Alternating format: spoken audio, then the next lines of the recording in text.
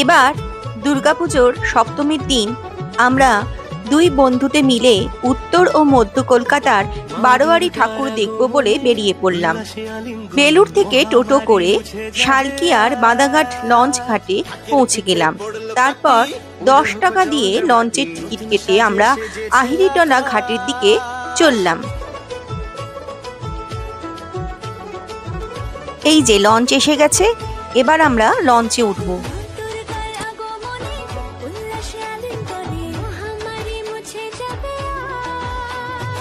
দূরে নদীতে ভাসছে ময়ূরপঙ্খী নৌকা, দেখে বেশ ভালো লাগলো।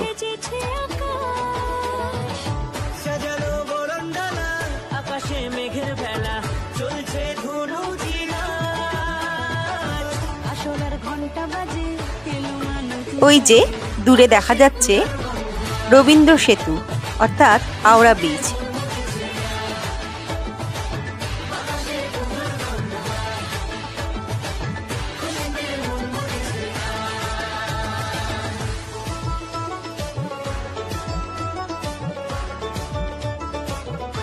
আর শালকিয়ার নতুন মন্দিরও দেখা যাচ্ছে।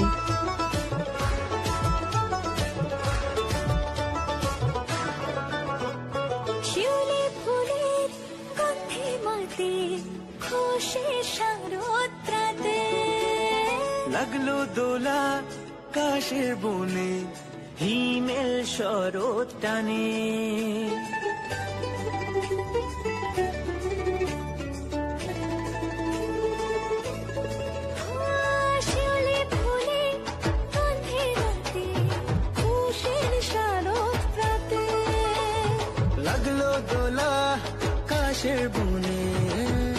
গঙ্গার হাওয়া খেতে খেতে আর দূরে হাওড়া ব্রিজ দেখতে দেখতে আমরা পৌঁছে গেলাম আহিরিটলা ঘাটে।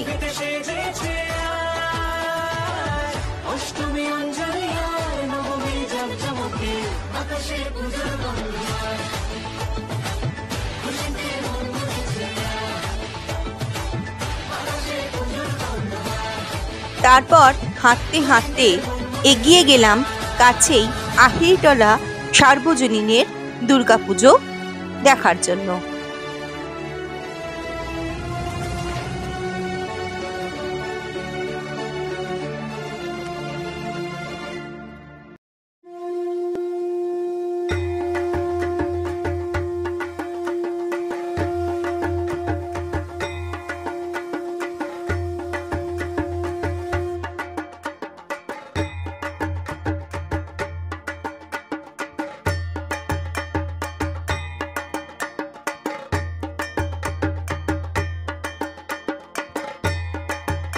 এবারে আহিরিটলা সার্বজনীন দুর্গাপুজোর থিম হলো প্রবাহ।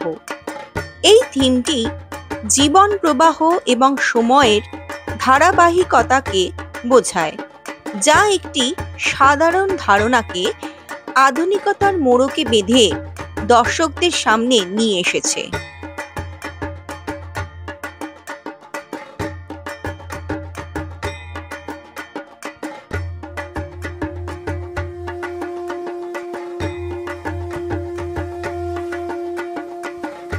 প্রবাহ শব্দটি জীবনের গতি, পরিবর্তন এবং ধারাবাহিকতার প্রতীক।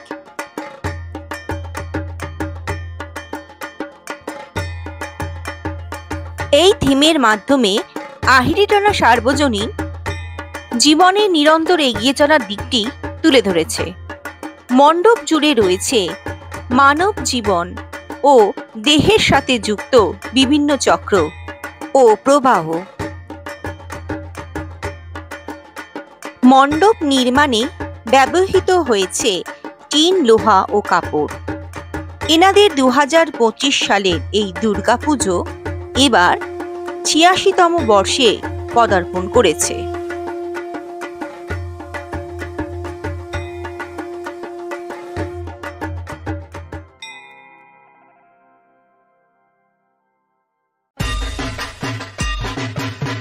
মাতৃ প্রতিমাতেও রয়েছে অভিনবত্বের ছোঁয়া।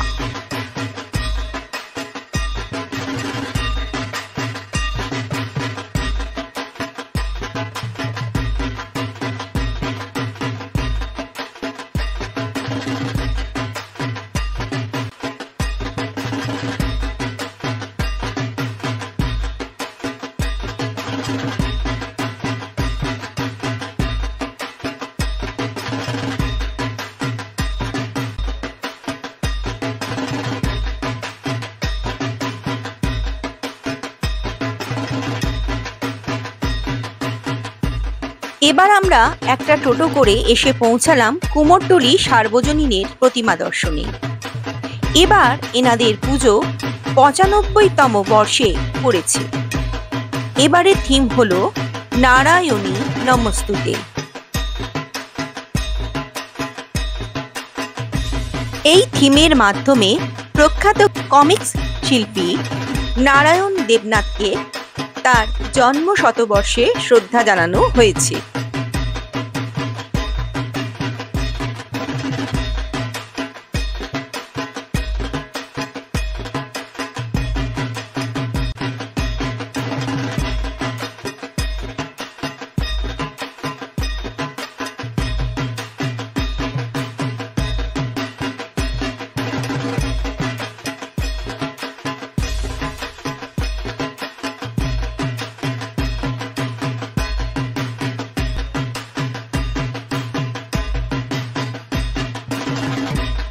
প্রখ্যাত কমিক্স শিল্পী নারায়ণ দেবনাথ, যিনি নন্টে ফন্টে, বাঁটুল দি গ্রেট, হাদা বোদা প্রমুখ চরিত্রের স্রষ্টা। মণ্ডপ জুড়ে রয়েছে তার কাজ এবং তার সৃষ্টি করা কালোজয়ী চরিত্রগুলি, যেগুলিকে টিনের চালার ক্যানভাসে চিত্রের মাধ্যমে ফুটিয়ে তোলা হয়েছে, যা দেখে সত্যি আশ্চর্য হয়ে যেতে হয়।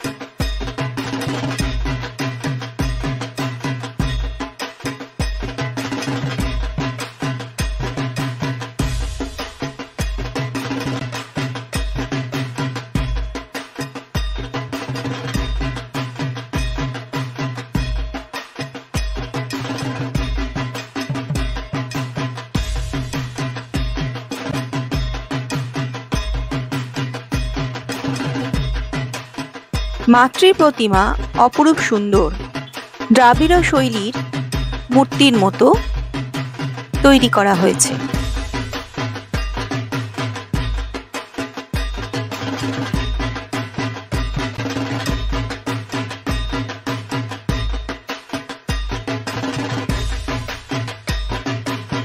কুমোরটুলিতে চলছে জোর কদমে লক্ষ্মী এবং কালী মূর্তি তৈরির কাজ। এবার হাঁটতে হাঁটতে চলে এলাম কুমোরটুলি পার্কের দুর্গাপুজো দেখার জন্য।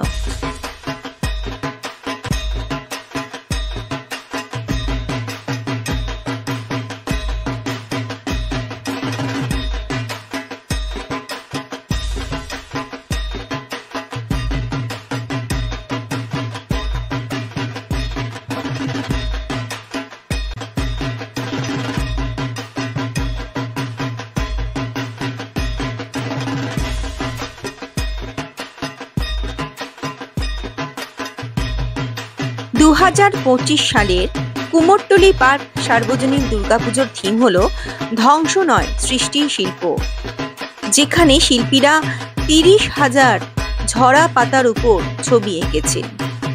এই পুজোর প্যান্ডেল, যা পরিবেশ বান্ধব এবং সৃজনশীলতার এক অনন্য উদাহরণ।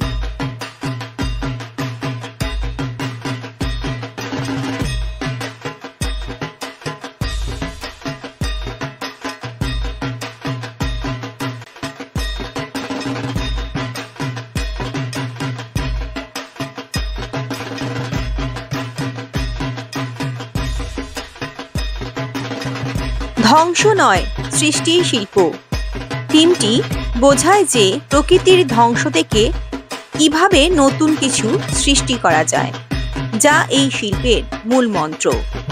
এই থিমটি কুমোরটুলি পার্ককে একটি ভিন্ন মাত্রা দিয়েছে, যেখানে ঐতিহ্যবাহী দুর্গাপুজো এবং আধুনিক পরিবেশ বান্ধব শিল্পের এক অপূর্ব মেলবন্ধন হয়েছে।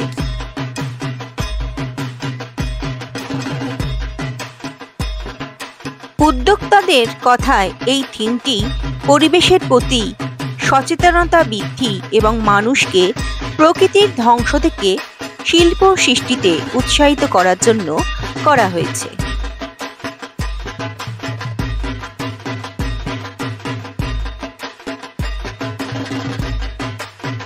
প্রতিমাও মণ্ডপের সাথে সাজুজ্য মিলে তৈরি করা হয়েছে। মাতৃ প্রতিমাও যেন সংহার মূর্তি পরিত্যাগ করে সৃষ্টির বীজ বপন করছেন। সত্যি খুবই সুন্দর মাতৃ প্রতিমা।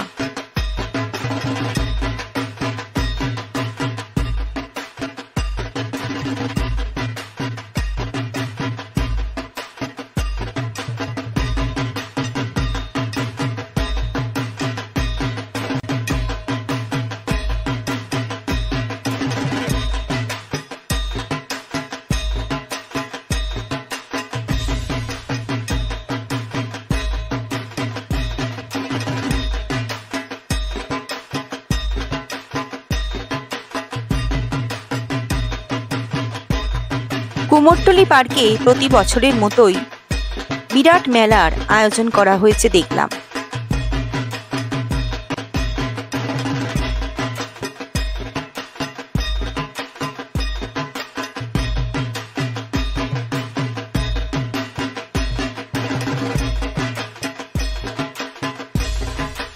এবার আমরা কুমোরটুলি পার্ক থেকে কিছুটা এগিয়ে হাটখোলা গোসাইপাড়া সার্বজনীন দুর্গাপুজো দেখতে চলে এলাম।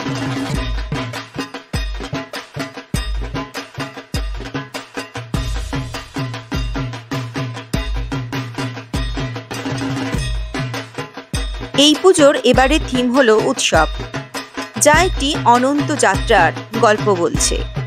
এই পুজো প্রায় 9 দশক ধরে অনুষ্ঠিত হয়ে আসছে এবং এই বছর তাদের থিমের নেপথ্যে রয়েছেন শিল্পী অঙ্কুশ চৌধুরী। মাতৃমূর্তির রূপ ফুটিয়ে তোলার দায়িত্বে রয়েছেন শিল্পী স্বপন পাল। মণ্ডপের সাজসজ্জায় ব্যবহার করা হয়েছে কাঠ, লোহা, প্লাস্টার অফ প্যারিস প্রভৃতি। পুজোর থিমের সঙ্গে সামঞ্জস্য রেখে রামায়ণের রাবণ বধের কাহিনীর অন্তর্নিহিত বার্তা এখানে ব্যাখ্যা করা হয়েছে। মণ্ডপের গায়ে সেই কাহিনী ফুটিয়ে তুলতে একের পর এক দেওয়ালে চিত্র এঁকেছেন শিল্পীরা।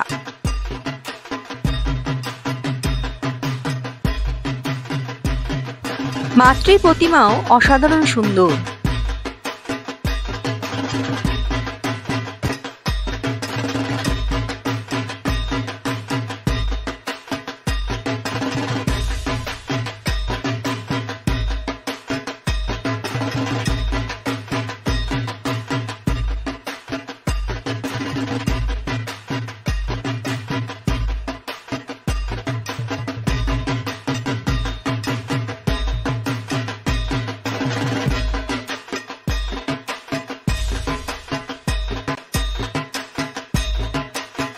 এবার আমরা ডিকে পাল স্ট্রিটের একটি দুর্গাপুজো দেখতে চলে এলাম।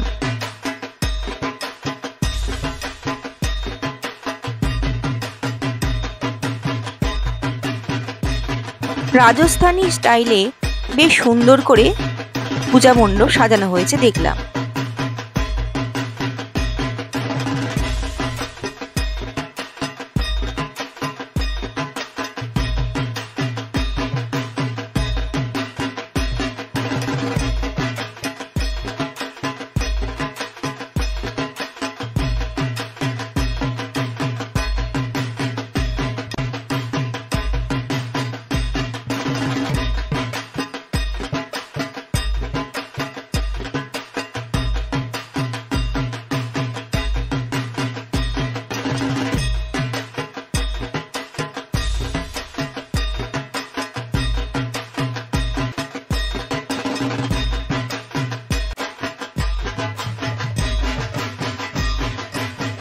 যেতে যেতে একটি পার্কে আরেকটি দুর্গাপুজো আমরা দেখে নিলাম।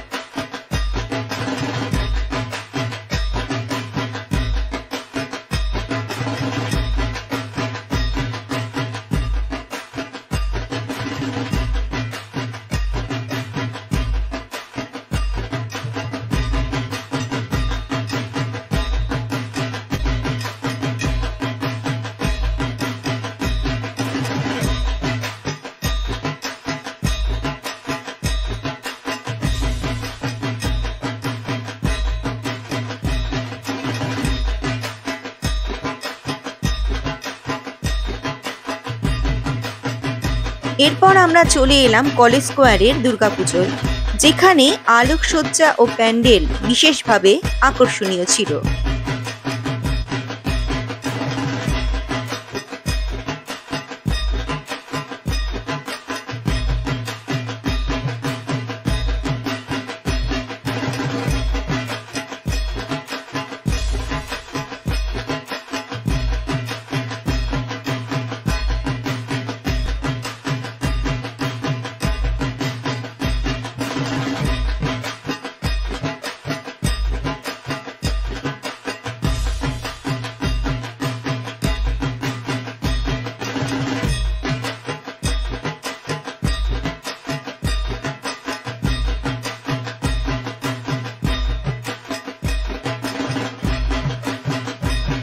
কলেজ স্কোয়ারের ঐতিহ্যবাহী ও সাবেক প্রতিমার টানে প্রতি বছর প্রচুর দর্শনার্থী ভিড় জমায় এই পুজো মণ্ডপে।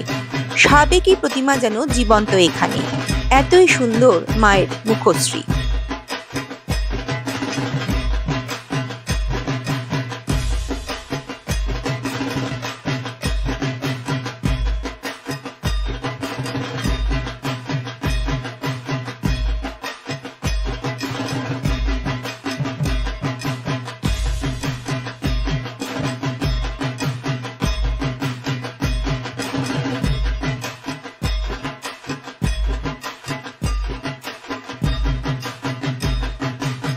এবার আমরা চলে এলাম চোরাবাগান সার্বজনীন দুর্গাপুজোয়। এনাদের এবারের থিম হলো স্রোতস্বিনী, যা প্রাচীন থেকে আধুনিক পর্যন্ত প্রবাহিত সময় এবং স্রোতের ধারণা নিয়ে নির্মিত হয়েছে, যেখানে মাটি স্থির থাকে। থিমটি ডিজাইন করেছেন শিল্পী সুব্রত মৃধা। এবারের পুজো 90 বছরের। এবার আমরা এসে গেলাম জোড়াসাঁকো সাধারণ দুর্গোৎসবের পুজো দেখার জন্য। 2025 সালে এনাদের থিম হলো প্রবাহিনী। প্রাচীন ভারতের ঐতিহ্য, শিল্পকলা, সংস্কৃতিকে তুলে ধরার এক প্রচেষ্টা, যে সংস্কৃতি ঐতিহ্যের ধারা এখনো বহমান। ভারতের সংস্কৃতির ইতিহাস সমৃদ্ধ তার নানান ধ্রুপদ সঙ্গীত ও নৃত্যকলায়। প্রায় 2000 বছর আগে যে নৃত্যের মাধ্যমে দেবতাদের তুষ্ট করা হতো, এখন সেই নৃত্যধারা প্রবহমান।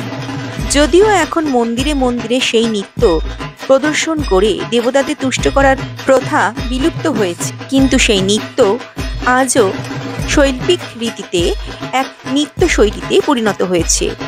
সেই নৃত্য ভারতনাট্যম, যাকে মনে করা হতো দেবদেবীদের নৃত্য এবং দেবদেবীদের তুষ্ট করার নৃত্য। সেই নৃত্য শৈলীতে এবারের জোড়াসাঁকো সাধারণ দুর্গোৎসবের মণ্ডপ আর প্রতিমা সেজে উঠেছে। মা দুর্গা এখানে ভারতনাট্যমের তালে তালে অসুরকে নিধন করছেন, যদিও অসুর তার পদতলে করজোড়ে ক্ষমা চাইছে তার দুষ্কর্মে অনুতপ্ত হয়ে। তাই এখানে মা হয়তো অসুরকে বধ নয়, তার অন্তরের পাপ মলিনতা ষড়রিপুকে বধ করছে। অত্যন্ত সুন্দর শিল্প ভাবনা প্রতিমা শিল্পী। প্রতিমাও অসাধারণ বললে কিছু কম বলা হবে।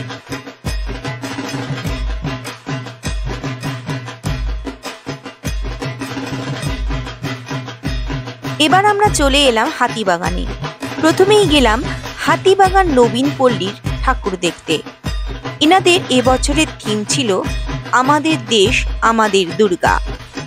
এই থিমের মাধ্যমে ইংরেজদের বিরুদ্ধে ভারতের বিপ্লবী নারীদের কথা তুলে ধরা হয়েছে এবং দেশের প্রতি তাদের ভালোবাসা ও আত্মত্যাগকে সম্মান জানানো হয়েছে।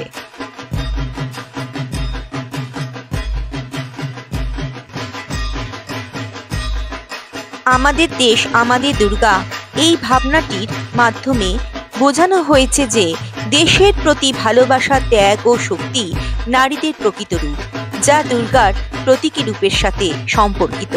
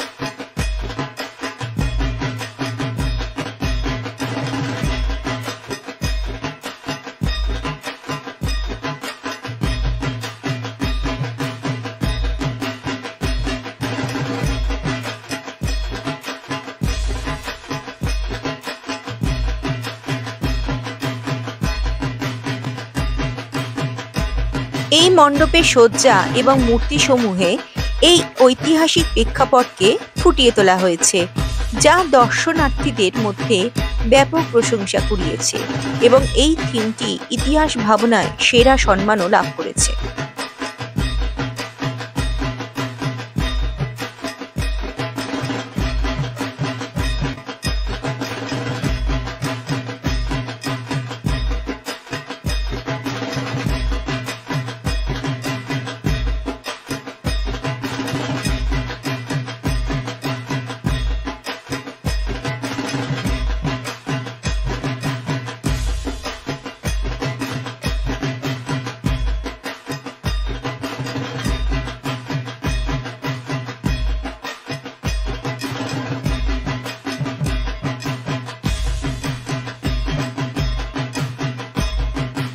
এবার আমরা চলে এলাম শিকদার বাগানের ঠাকুর দেখতে। শিকদার বাগানের এবারের দুর্গোৎসবের থিম হলো সংকেত। এই থিমটি বিভিন্ন গল্পের, প্রকৃতির এবং শহরের দৃশ্যের মধ্যে লুকিয়ে থাকা সূক্ষ্ম ইঙ্গিত, সতর্ক বার্তা এবং আশা জাগানোর বিষয়গুলিকে ফুটিয়ে তুলেছে, যা দেবী দুর্গার আগমন ও প্রস্থানের সঙ্গে যুক্ত। ভোর হলে কাক ডাকের মতো প্রকৃতির সংকেত, মেঘ জমলে বৃষ্টির সংকেত, এই ধরনের দৈনন্দিন ও প্রাকৃতিক বিষয়গুলো থিমের অন্তর্ভুক্ত। থিমটি গল্প, প্রকৃতি, শহরের দৃশ্য এবং দেবী দুর্গার আগমনের মধ্যে লুকিয়ে থাকা বিভিন্ন সংকেত তুলে ধরে দর্শকদের কল্পনাকে জাগিয়ে তোলার চেষ্টা করবে, বিবেককে সতর্ক করবে এবং আশাকে অনুপ্রাণিত করবে, এমনটাই পুজো উদ্যোক্তাদের বক্তব্য। থিম ফুটিয়ে তোলার জন্য টিন, কাঠ, জানালা, দরজা, প্লাস্টার অফ প্যারিসের মতো সামগ্রী ব্যবহার করা হয়েছে।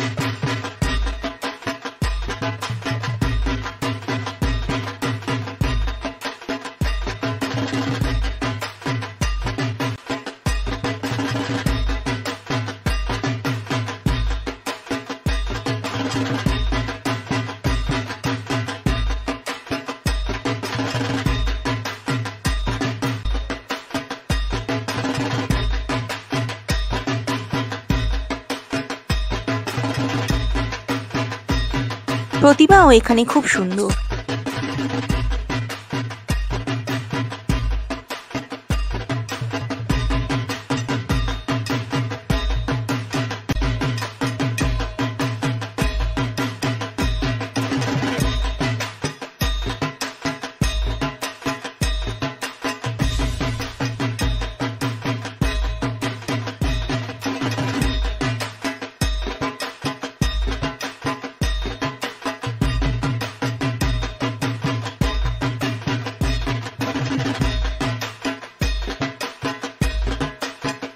হাতিবাগানের কুণ্ডুবাড়ির দুর্গাপুজো একটি শতাব্দী প্রাচীন ঐতিহ্যবাহী পুজো, যা গত 15 বছর ধরে বাড়ির বর্তমান বংশধর জয়দীপ কুণ্ডু ও তার পরিবারের উদ্যোগে অনুষ্ঠিত হচ্ছে। এই পুজোর বিশেষত্ব হলো মা এখানে বাঘের পিঠে সওয়ার হয়ে আসেন, যা সাধারণত দুর্গাপুজোতে দেখা যায় না। বাড়ির সদস্যরা পরিবেশ রক্ষার অঙ্গীকার নিয়ে পুজো পরিচালনা করেন, যা প্রতি বছরই বিশেষ গুরুত্ব পায়। পুজোটি ঐতিহ্যবাহী এবং আধুনিক উদ্যোগের এক চমৎকার সমন্বয়, যা দর্শকদের কাছে বিশেষভাবে জনপ্রিয়। যদিও এটি একটি নতুন প্রজন্মের পুজো, তবে এটি ঐতিহ্য ও সংস্কৃতির এক গুরুত্বপূর্ণ অংশ হিসাবে বিবেচিত হয়। এই পুজোর ভিন্নতা এটিকে উত্তর কলকাতার অন্যতম জনপ্রিয় পুজোয় পরিণত করেছে, যেখানে স্থানীয় ও পর্যটকদের ভিড় লেগেই থাকে।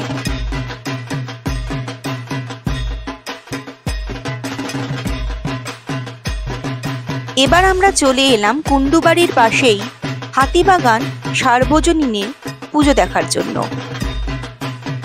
এনাদের এবারে থিম হলো অত ঘাট কথা। এই থিমের মাধ্যমে কলকাতার ঐতিহাসিক ঘাটগুলির গঙ্গা তীরবর্তী জীবন ও ঐতিহ্যকে তুলে ধরা হয়েছে, যেখানে ফরাসি ও বাঙালি শিল্পীরা যৌথভাবে কাজ করেছেন। থিমটিতে কলকাতার ঐতিহ্যবাহী নিমতলা ঘাট সহ বিভিন্ন ঘাটের ছবি ফুটিয়ে তোলা হয়েছে। মণ্ডপের প্রবেশপথে রয়েছে পিতৃপুরুষকে উদ্দেশ্য করে গঙ্গায় তর্পণ করছেন এক নারীর ছবি, যা ঐতিহ্য ও সংস্কৃতির প্রতি শ্রদ্ধার্ঘ।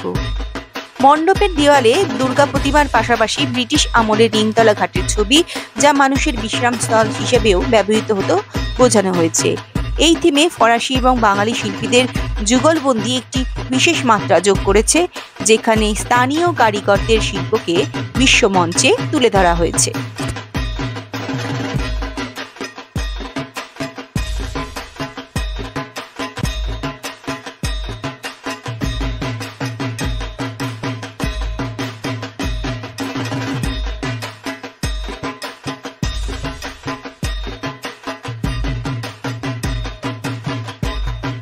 এবার আমরা চলে এলাম শ্রী শ্রী নিস্তারিণী কালী মন্দির, যা গোহদের কালী মন্দির নামে বিখ্যাত।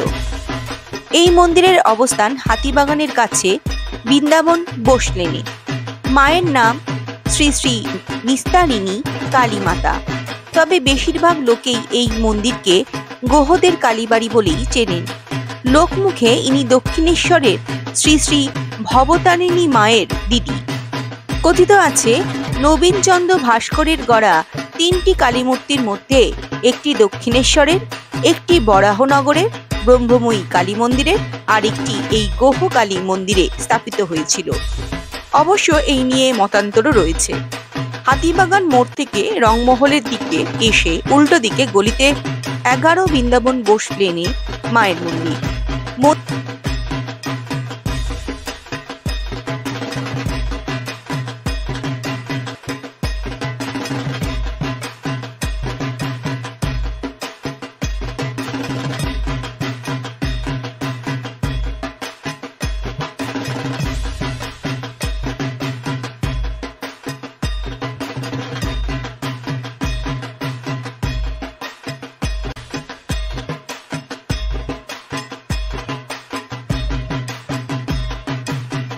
এবার আমরা চলে এলাম দর্জিপাড়া সার্বজনীন দুর্গাপুজো দেখার জন্য।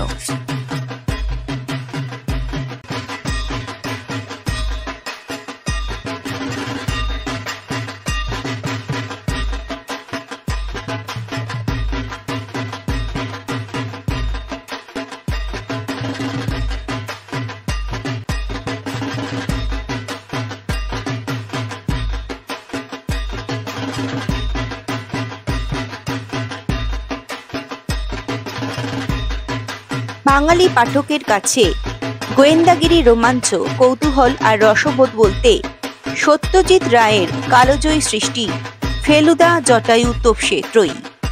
সোনার কেল্লার 50 বছর পূর্তি উপলক্ষে এবার ফেলুদার সেই সাম্রাজ্য নিয়ে হাজির হয়েছে দর্জিপাড়া সার্বজনীন।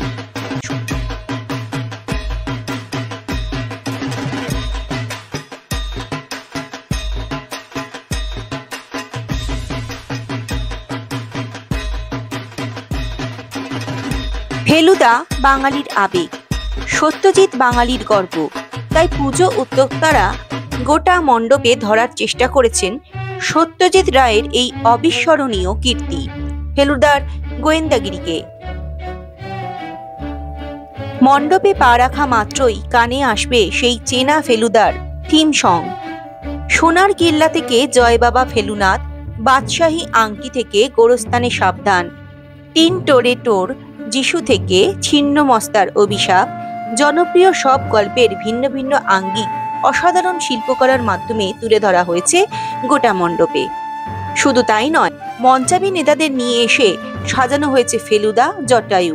তারা কথাও বলছে দর্শনার্থীদের সঙ্গে, তুলছে ছবি। আবার কোথাও মডেল ঘুরছে সত্যজিৎ সেজে, কোথাও আবার পুলিশ, পেয়াদা, মগনলাল ইত্যাদি চরিত্র।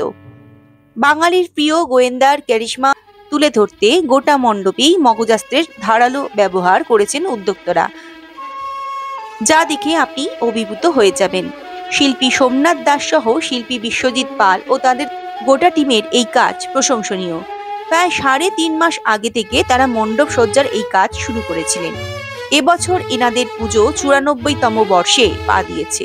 সোনার কেল্লার 50 বছর পূর্তি উপলক্ষেই তাদের এই থিম ভাবনা। পুজোর বাজেট প্রায় 25 লাখ টাকা।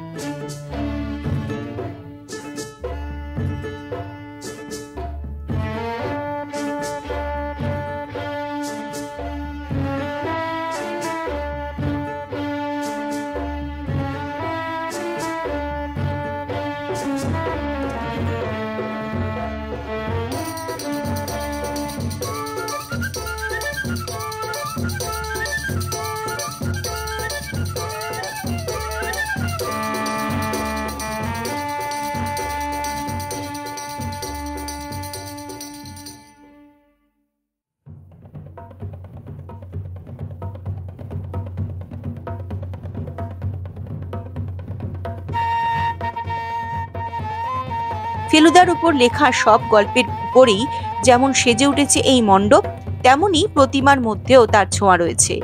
ফেলুদা অ্যান্টিক ভালোবাসতেন। তার সংগ্রহের মধ্যে একটা ছোট দুর্গা ঠাকুর ছিল। তার আদলেই তৈরি হয়েছে এই মণ্ডপের প্রতিমা।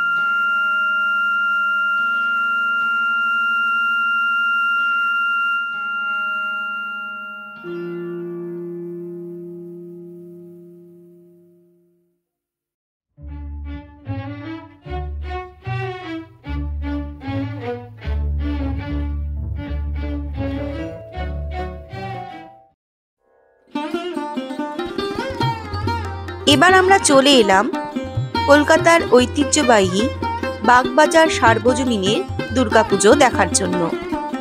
পশ্চিমবঙ্গের কলকাতার একটি বিখ্যাত সার্বজনীন শারদীয়া দুর্গাপুজো হলো বাগবাজার সার্বজনীনের দুর্গাপুজো। এই পুজোর সাথে নেতাজি সুভাষচন্দ্র বসুর স্মৃতি বিজড়িত রয়েছে। উত্তর কলকাতার বাগবাজার অঞ্চলে প্রতিষ্ঠিত শতবর্ষ প্রাচীন এই সার্বজনীন দুর্গাপুজোটি কলকাতার তথা পশ্চিমবঙ্গের সাবেকি পূজাগুলির মধ্যে একেবারে প্রথম সারিতে থাকে। বাংলার প্রাচীন রীতি অনুযায়ী নির্মিত প্রতিমা বাগবাজার সার্বজনীনকে এক অন্য মাত্রা দিয়েছে। যে কারণে বাগবাজার সার্বজনীনের পুজো দর্শনার্থী ও পুণ্যার্থীদের আকর্ষণের কেন্দ্রবিন্দুতে থাকে। বাগবাজার সার্বজনীনের পুজোর সূচনা ঘটে 1919 সালে। এই পুজো শুরু হয়েছিল স্থানীয় নেবু বাগান লেন ও বাগবাজার স্ট্রিটের মোড়ে 55 নম্বর বাগবাজার স্ট্রিটে। তখন এই বারোয়ারি পুজোর নাম ছিল নেবু বাগান বারোয়ারি দুর্গাপুজো। এখানেই কয়েক বছর পুজো হয়। 1924 সালে পুজোটি সরে যায় বাগবাজার স্ট্রিট ও পশুপতি বোস লেনের মোড়ে। পরের বছর ফের সরে যায় কাঁটাপুকুরে। 1927 সালেও স্থানান্তরিত হয় এই পুজো। 1927 সালে দুর্গাপুজো হয়েছিল বাগবাজার কালী মন্দিরে। 1930 সালে বিখ্যাত আইনজীবী তথা তৎকালীন কলকাতা পুরসভার ওয়ান্ডারম্যান দুর্গাচরণ বন্দ্যোপাধ্যায়ের প্রচেষ্টায় বাগবাজার সার্বজনীন দুর্গাপুজোটি বর্তমান চেহারা পায়। নাম হয় বাগবাজার সার্বজনীন দুর্গোৎসব ও প্রদর্শনী। তারই উদ্যোগে বাগবাজার সার্বজনীন দুর্গাপুজো উঠে আসে কর্পোরেশনের মাঠে।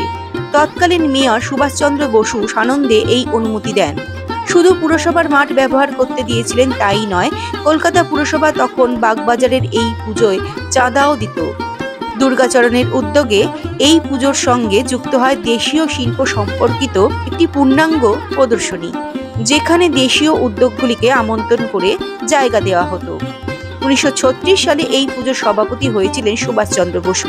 এছাড়াও বিভিন্ন সময়ে বহু প্রথিতযশা ব্যক্তিদের নাম বাগবাজারের পুজোর সঙ্গে জড়িয়েছে, যাদের মধ্যে ছিলেন আচার্য প্রফুল্লচন্দ্র রায়, স্যার হরিশঙ্কর পাল অন্যতম।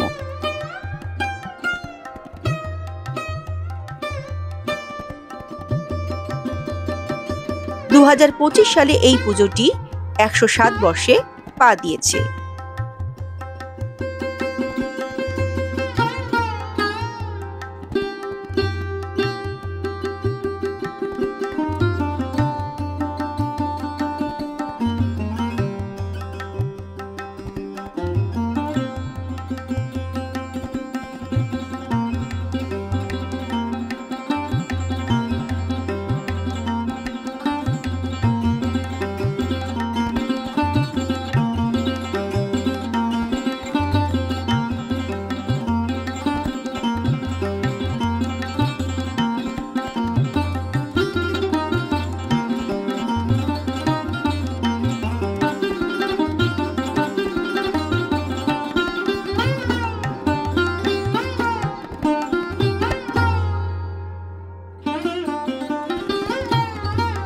বাগবাজার সার্বজনীনের দুর্গা প্রতিমার চোখ দুটি পটল ছেঁড়া অর্থাৎ বড়ই সুন্দর।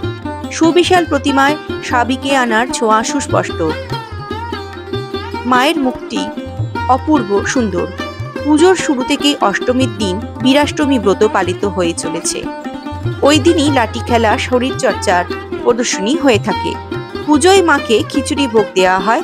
নবমীতে হয় ধুনুচি নাচ, দশমীতে হয় সিঁদুর খেলা। প্রতিমা নিরঞ্জন হয় বাগবাজার ঘাটে।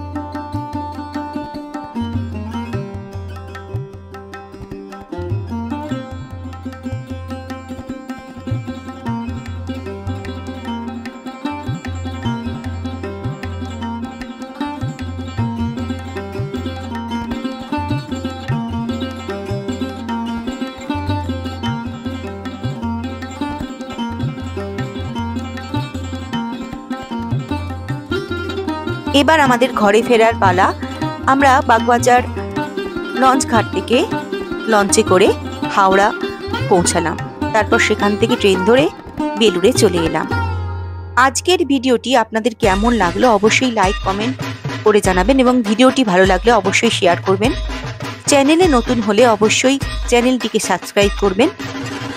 এবং পাশে থাকা বেল আইকনটিকে ক্লিক করবেন, যাতে এখানে যখনই কোনো নতুন ভিডিও আপলোড হয় সবার আগে আপনার কাছে চলে যায়। সবাই ভালো থাকবেন, সুস্থ থাকবেন। আজকের মতো আসি, ধন্যবাদ।